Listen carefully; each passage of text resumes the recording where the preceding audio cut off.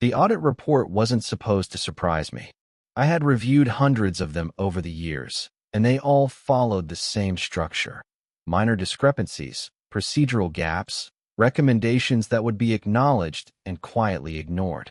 This one looked no different when it landed in my inbox late on a Tuesday evening.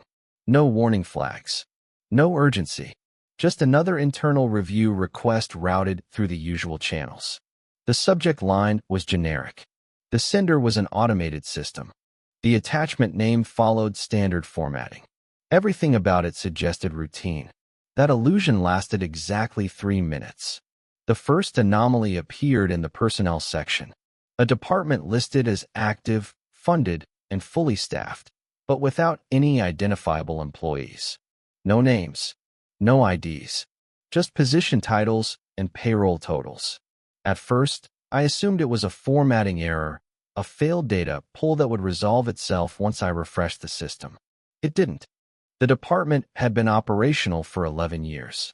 According to the records, it approved contracts, signed off on risk assessments, and authorized expenditures that reached into the hundreds of millions. Every action was documented, every approval properly logged. Yet no individual within the company could be directly linked to it. I searched the internal directory. Nothing. I checked archived org charts. The department appeared consistently, year after year, always in the same position, always reporting to an executive role that no longer existed. I told myself there was a reasonable explanation. There always was. I had been hired as a senior risk auditor precisely because I didn't panic when systems behaved strangely. My job wasn't to assume malice. It was to assume complexity. Still, something about this felt different. The next morning, I raised a standard inquiry through compliance, flagging the department for clarification. Within an hour, the ticket was closed.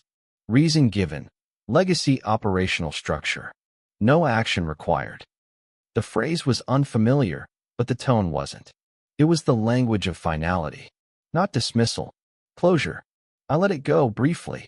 That afternoon, I mentioned it casually to a colleague I trusted, someone who had been with the company longer than I had.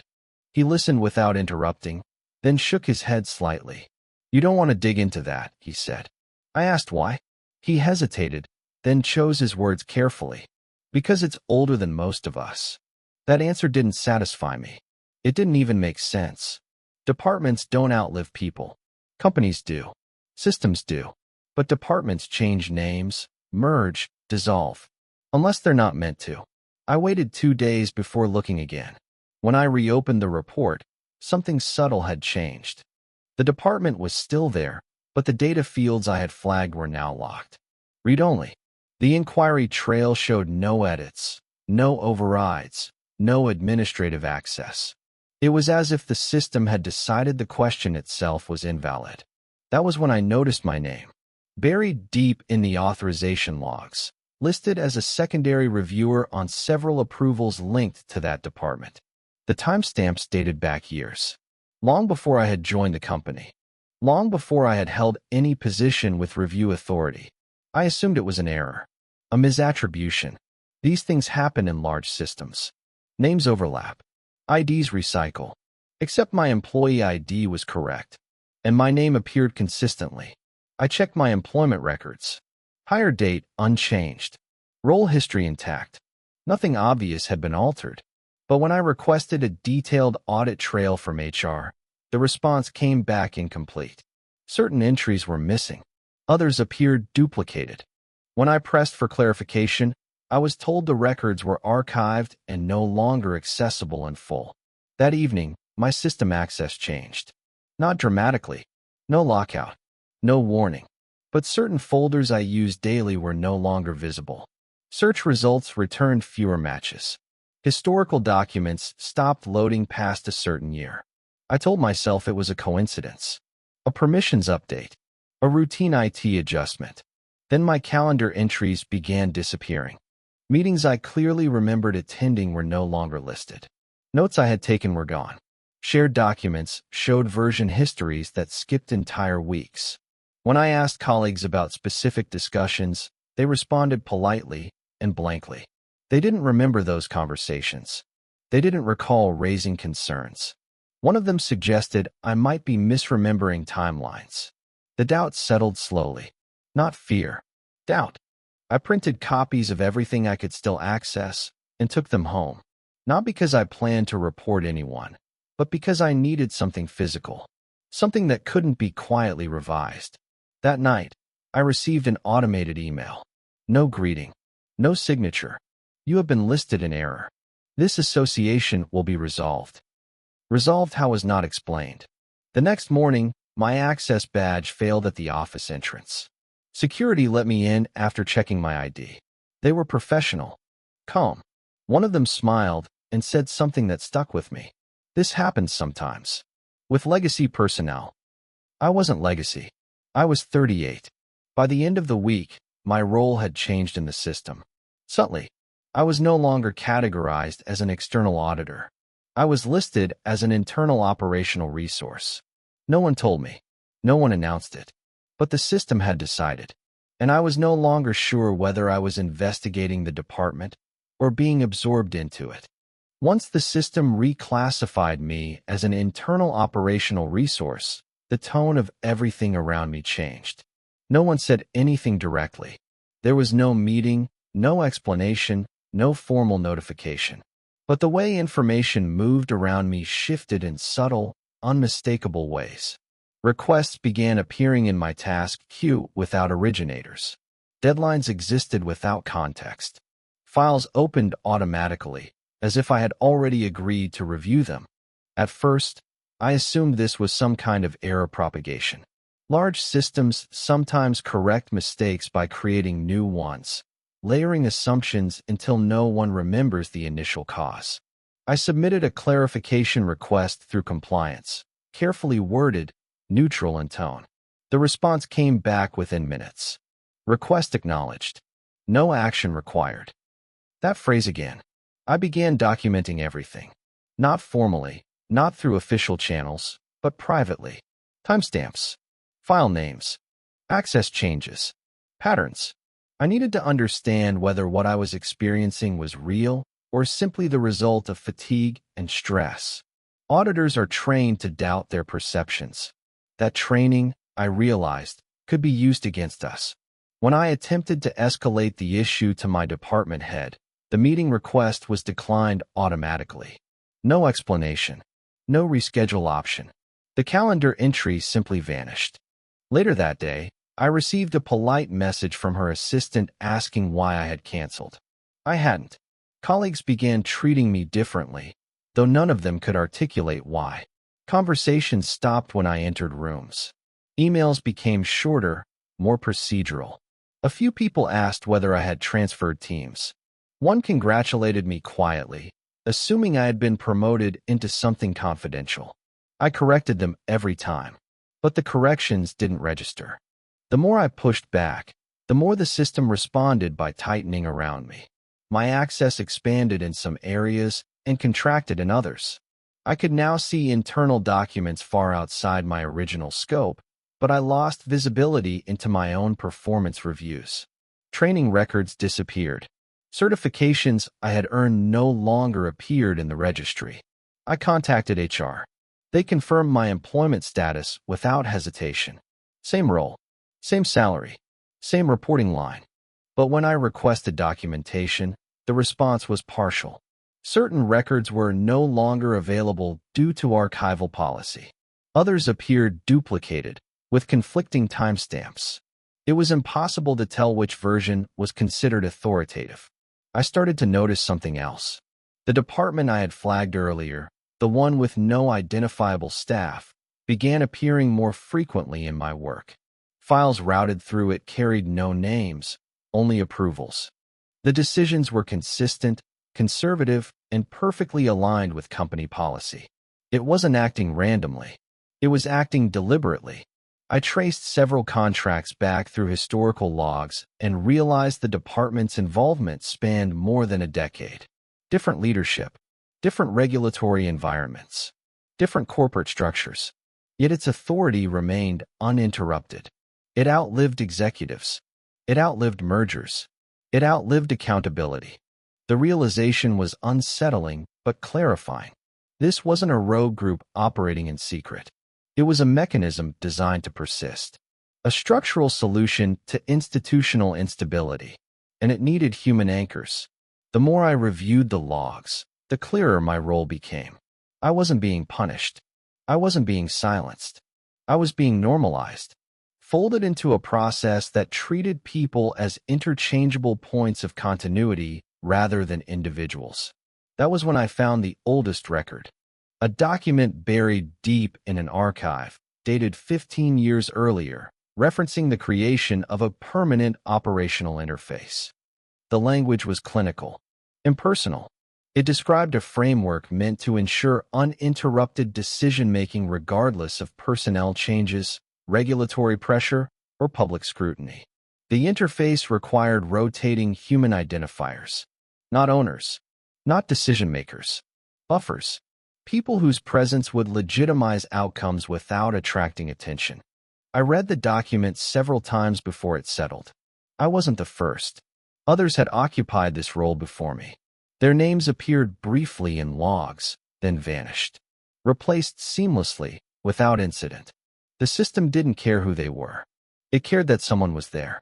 I attempted one final escalation, this time outside the company. I contacted a regulatory oversight body, framing my inquiry as a hypothetical.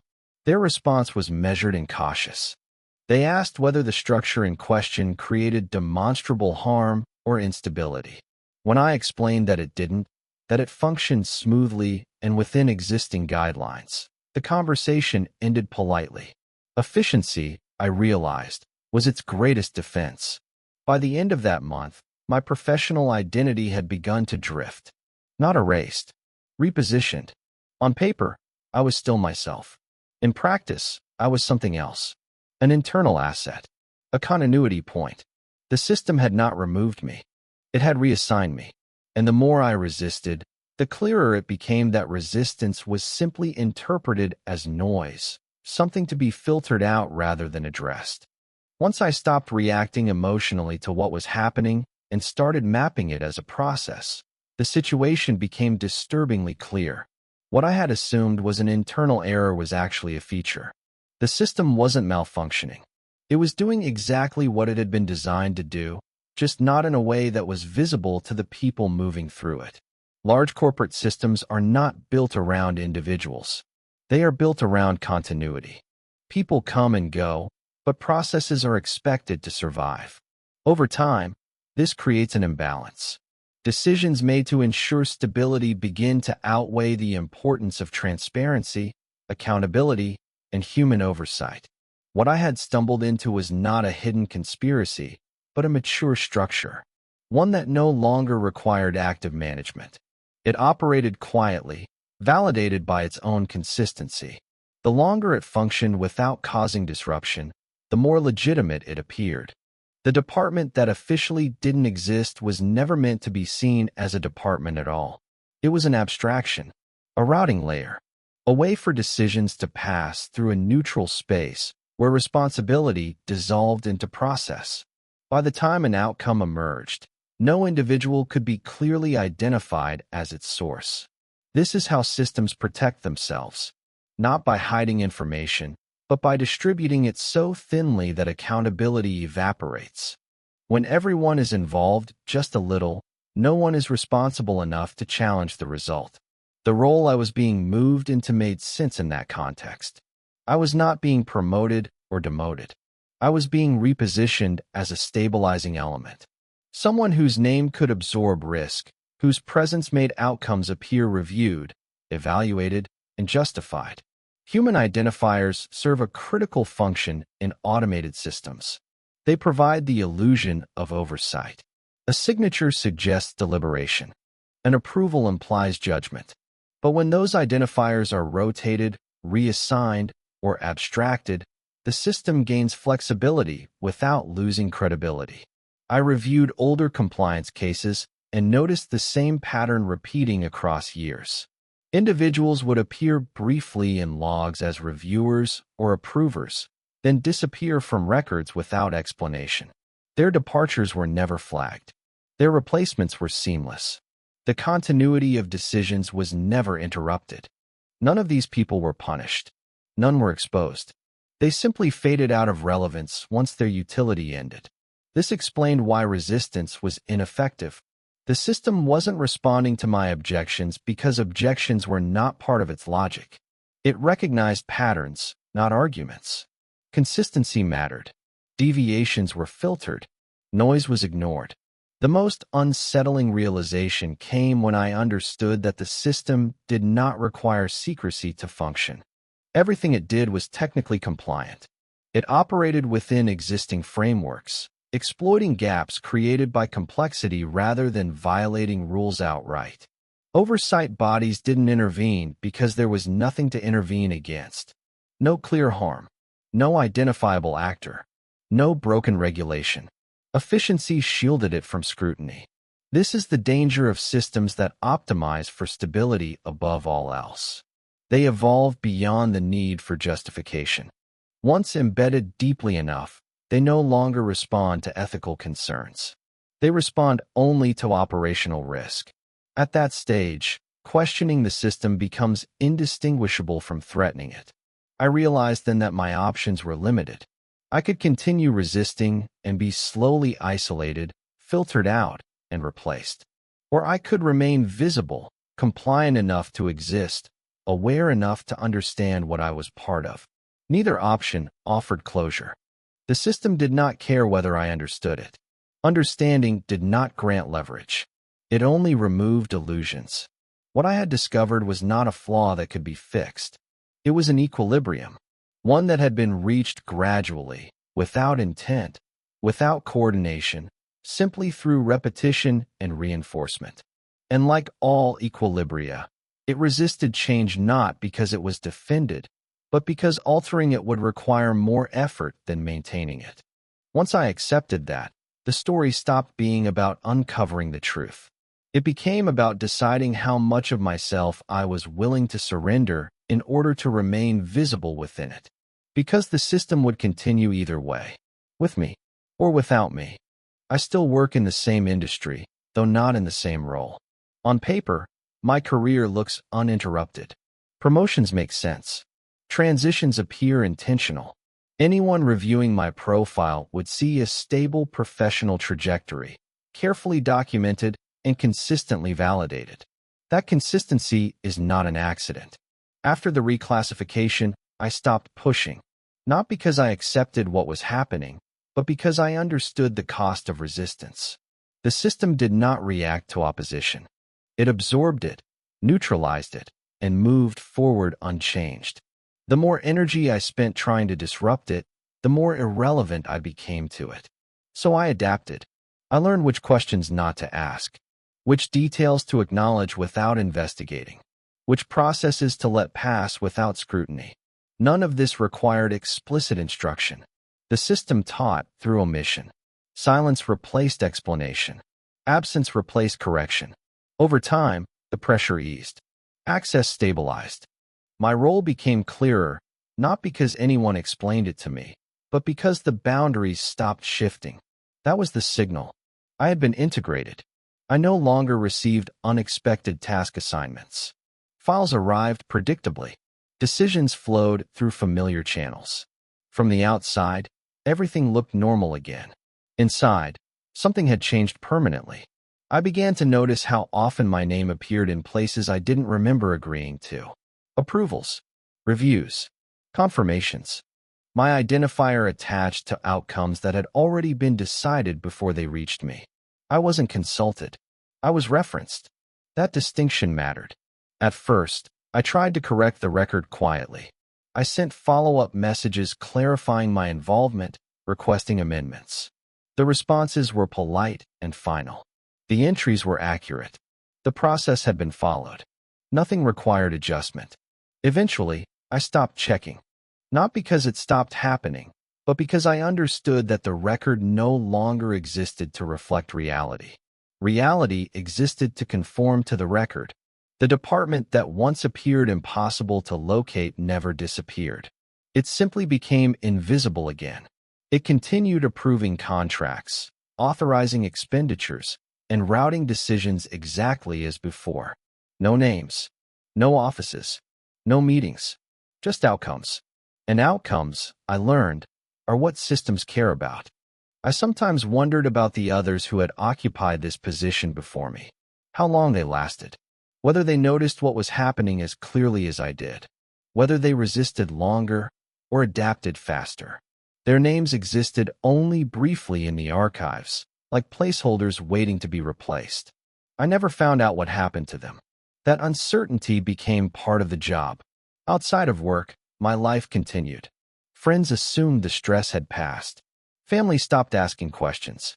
The story became something I told less and less, not because it was painful, but because it was difficult to explain without sounding abstract or paranoid. People expect villains. They expect motives. They expect a moment where someone makes a decision and everything goes wrong. This wasn't like that. There was no single moment, no clear turning point, just a sequence of optimizations, each reasonable on its own, that gradually produced something no one was fully responsible for. The most unsettling part was realizing how little effort the system required to maintain itself. No secrecy, no coordination, no intent, just repetition. It didn't need to hide because it wasn't doing anything exceptional. It was simply continuing. Occasionally, I still receive automated messages that make no sense to me personally, but are perfectly valid within the system. A confirmation, an acknowledgement, a notification that something has been processed successfully. They never include explanations. They never ask for approval. They never imply choice. They simply inform me that something has occurred. I don't respond to them anymore. Not because I'm afraid, but because I understand that responses are irrelevant. The system does not interpret silence as dissent. It interprets it as compatibility. I sometimes think about the moment I first noticed that department in the audit report. How small it seemed. How easily I could have ignored it. How different everything might look if I had. But then I remember that ignoring it would not have changed anything. Someone else would have noticed eventually. Or maybe no one would have. Either way, the outcome would have been the same. The system did not need me to exist. It only needed someone. And now that someone is me. That is the part one rarely say out loud. Not because it's dangerous, but because once you understand it, you can't unsee how often it happens everywhere else. Decisions without decision makers. Actions without actors. Responsibility diluted until it disappears entirely. That is how modern systems survive. Not by being defended, not by being hidden, but by being normal. And as long as they remain normal, no action will ever be required.